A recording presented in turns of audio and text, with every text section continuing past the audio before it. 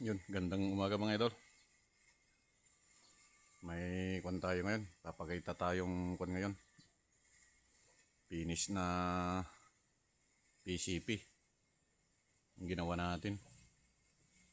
Naka 3 inches receiver mga idol. Oh, ito siya.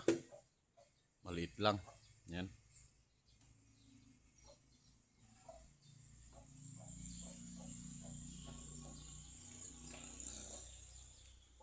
Naka 3 inches lang tong receiver mga idol. Tapos naka Taiwan regulator siya. Taiwan tank. Ito, stainless hammer. Yung nag-order dito mga idol kan, sinama na niya tong kan. Bat niya. Para kun na. Nakalagay na dito yung receiver. Kun na sa butas. Sakto na sa butas. Naka 0.35 pala ito mga idol. 0.35 na kon liter. Bale, kinargahan muna natin ng kon 1000 fps. Kasi yung pump natin na di kuryente kon, wala yung submersible pump nya, yung pampalamig. Bale, hand pump lang yung ginamit natin. Nakakahingal. Baka mas magandang ipadala na kan. Maliit lang muna yung kan, karga. Ayan. So mga idol, pwede natin itong putukin mga idol. Ayan. Malakas. Okay na siya. Papuntang kwan pala ito mga idol, Tarlac.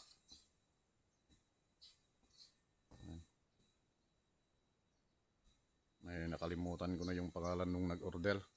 Bale, basta taga Tarlac siya. Kwan na lang tong kulang nito mga idol. Tong kwan na lang. Tong kwan niya, barrel niya. Saka scope, pwede nang kwan. Pwede nang ihunting. So mga idol, naka-finish siya. Bale, nara pala tong mga idol, kahoy niya. Yung mga kwan, retaso sa furniture, yung pinagputulan. Yung ginuha natin, yung binili. Balik lang daw idol. Itong sukat niya, itong kulata niya. Nasa 23 po mga idol. 23 inches. Yung kahoy. Yan, 23 1/2. Kasama yung kwan, rubber kwan niya, pad niya. Meron na din yung adyasan mga idol dito. Yung adyasan ng gatilyo. Yan. Kung gusto mong palakasin yung palo ng kwan, hammer. Isiship natin ngayon ito mga idol. Yan. Ngayon lang na naman tayo nakapag-kwan, kapag vlog kasi kwan, request ng may-ari to. Diretso padala na sana pero nag-request yung may-ari na i-kwan daw natin para makita niyang mabuti. Yan na siya. Di pala natin nalagyan ng ganito mga idol, Allen bolt. Buti nakita natin. Yan na siya mga idol.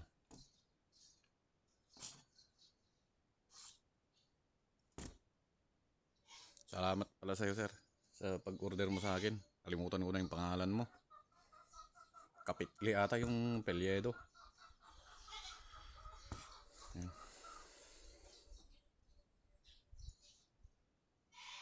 Sa mga gustong magpagawa mga idol, PM nyo lang ako sa FB page ko, GCG Airguns. Okay na yan. Kasi marami pang nakaturno na gagawin.